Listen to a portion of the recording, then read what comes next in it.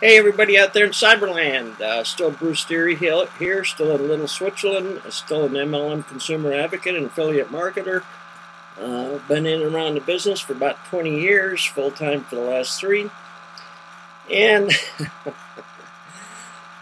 the reason I'm laughing is this is the 3rd time that I have attempted to record this. Thought I had it straightened out with YouTube, it still will not post for some reason. Anyhow, I went back to a QuickTime Player, which seems to work better and still allows me to upload it to iTunes or YouTube or whatever.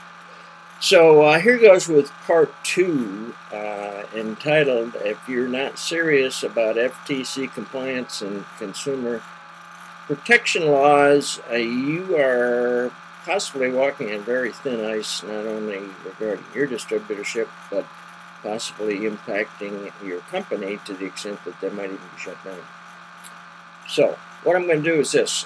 I don't have a great memory, but what I'm going to do is give you the highlights of a certification course that was prepared by probably the #1 MLM or legal attorney in the industry.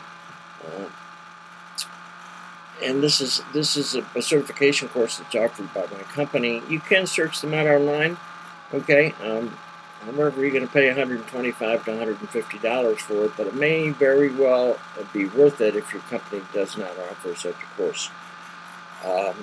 So, with that being said, okay, the author of this course breaks it down into about 8 or 10 categories, and under each category he gives don'ts and do's. So I'm going to give the highlights.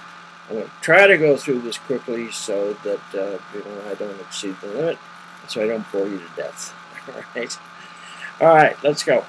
#1, a lot of distributors, not just distributors but companies, are being terminated because of new FTC regulations and income disclosure laws. So if you're serious about your business, I encourage you to get very serious about understanding compliance laws and consumer protection laws. So here goes. Okay, #1. Don't tell anybody there's no selling involved. Okay, that's really misleading. You have to sell. You have to sell the product. You have to recruit people. Okay, straight talk. You need to be product focused as opposed to recruiting focused. A lot of companies are being slapped because all they're doing is talking about recruiting, and there's very little emphasis on the actual product, which in most cases are overpriced, and you can buy the same product in Walmart or wherever with a much lower retail price. Don't ever overemphasize the recruiting aspects of your company, okay? And don't ever mention that there's a $25, $50, $75 bonus for everyone that you recruit. That's a no-no. Boopy doopy. Don't encourage people to buy into the program at higher levels. Okay, you can make them aware of the fact that there are, but encourage not to tell somebody to come in at, they can buy their way into a higher rank. That's a no-no. Boopy doop. Some do's.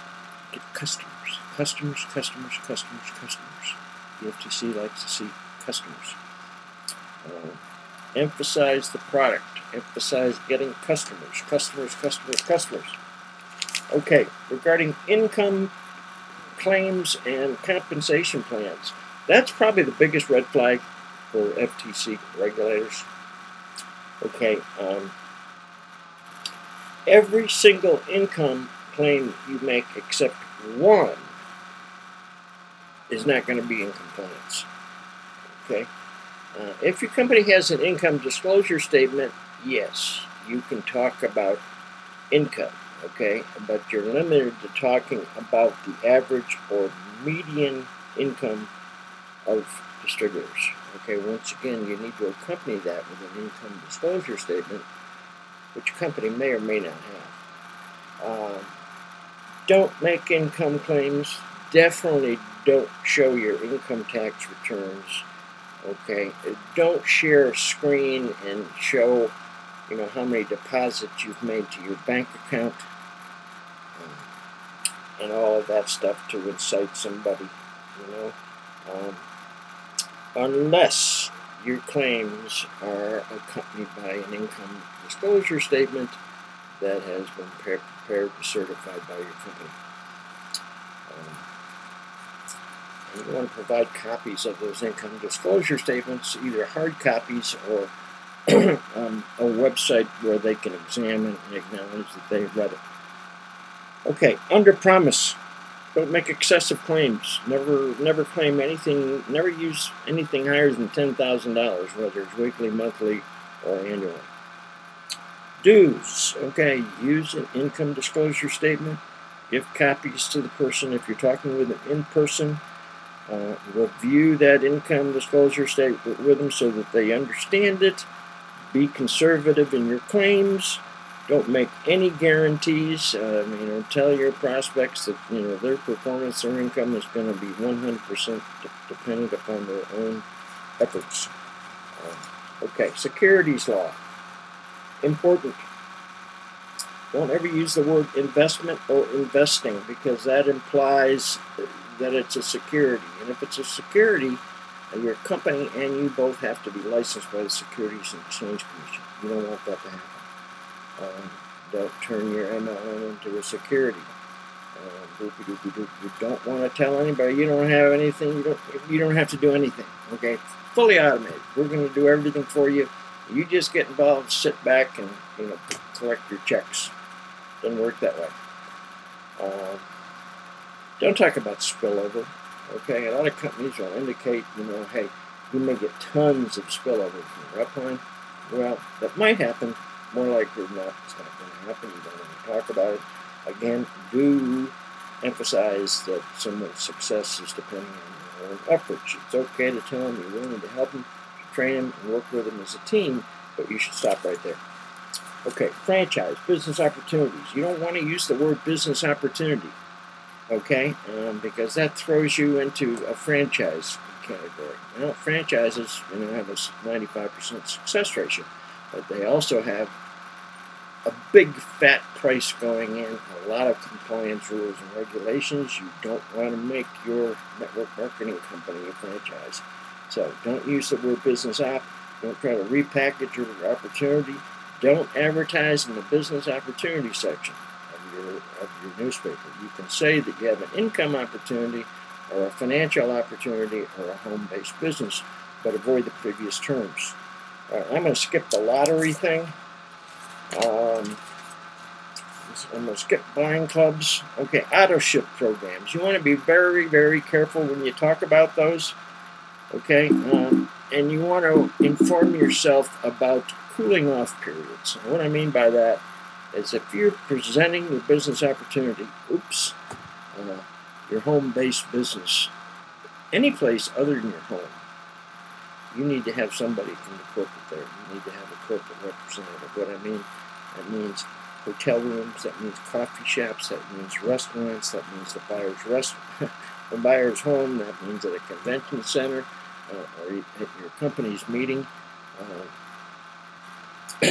You have to tell them that they have a right, a 3-day right of rescission, which means they can change their mind, cancel their agreement at any time, 3 days from the date they signed the document. Never knew that. That was a real shocker to me. And of course, people, if you're an offline marketer, that could really substantially affect the way you do business, of course. An MLM opportunity is considered a consumer service. What that means is if somebody signs a document, an agreement, okay, you need to give them 2 copies. You need to give them 2 copies, and you need to fully disclose that they have 3 days to change their mind. Last but not least, I'm really repeating myself here, but again, if you're not serious about compliance rules, regulations, and consumer protection laws, you're putting yourself in jeopardy and possibly your company in jeopardy. You should stay away from any income claims, or your hard work, your time, your dreams may all of a sudden go out the window, and the company may no longer be there, and you're back to ground zero. So remember the statement, forewarned is forearmed. And last but not least, if you would like to check out a company that is one of the, in fact, is the first company to offer a compliance course and a certification as a result of that. And in fact, you have to pass that compliance test within 30 days or you're not allowed to represent the company. In addition, the company I'm referring to is only one of 2 companies that I'm aware of last week that actually publish an income disclosure statement. So with that, I'm going to put a couple links at the bottom of this video that you may want to check out, along with my telephone number. After watching the video, needless to say, I'd love it if you pick up the phone, call me, let me answer your questions. Or better yet, just call me and say, hey Bruce, how do I get started? Okay? Sorry I'm so long-winded, and I hope you're having a great weekend. Bye.